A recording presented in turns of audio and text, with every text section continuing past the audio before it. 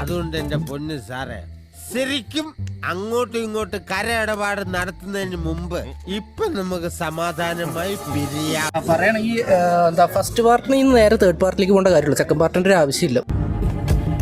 ഈ കോണിപ്പടി കിട്ടിയിരുന്നെങ്കിൽ പുത്തൂര് രമണിയുടെ വീട്ടില് മതില് ചരമായിരുന്നു. കറക്റ്റ് പൊക്ക.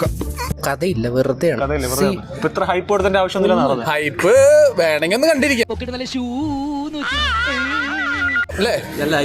അതായത് ഇവർക്ക് സീൻ എങ്ങനെ എടുക്കണം എന്നറിയാം. സീൻ എങ്ങനെ എടുക്കണം നല്ല രീതിയിൽ ഐഡിയ ഉണ്ട്. പക്ഷെ കഥ ഉണ്ടാക്കാൻ മറന്നു. എത്ര ഉള്ള സംഭവം.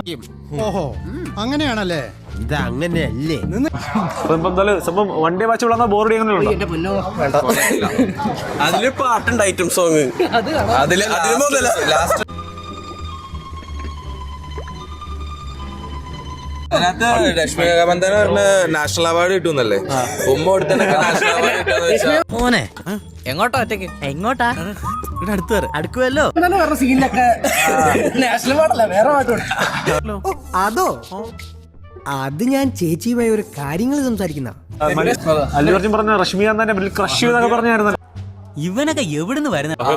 നന്നായിട്ട് അവനെ ക്രഷ് ചെയ്തു. ഇന്നത്തോടെ അവന്റെ ശല്യം അങ്ങ് തീരുമെന്ന് വിചാരിച്ചാ, അതിനു പകരം അവനങ്ങ് ഷൈൻ ചെയ്തു. അടിപൊളിയായിട്ട് അഭിനയിച്ചു. കുഴപ്പമില്ലായിരുന്നു. ഫഹദിനോട് പറയണം. ഫഹദിനോട്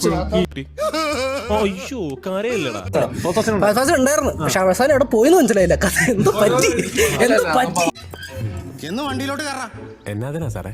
നിന്റെയൊക്കെ 28-ന് മാമണ്ണൻ കേറണം അവിടെ. ഞാൻ ഇവന്റെ ഇപ്പുറത്തിരുന്നൊരു അമ്മച്ചി ഉണ്ടായിരുന്നു. അമ്മച്ചല്ലേ ചേച്ചി പുള്ളി പറഞ്ഞ കൊള്ളൂലെന്ന് പറഞ്ഞു. ഇവനൊക്കെ ജനിച്ചതിന് ഇനി വേണ്ടിയാണെന്ന് തോന്നുന്നു. തുടങ്ങുമ്പോ തന്നെ ഒരു ഇന്റർവ്യൂ ഉണ്ടല്ലോ, അതൊക്കെ കാണുമ്പോ തന്നെ അത്രയ്ക്ക് പേടിയാണോ?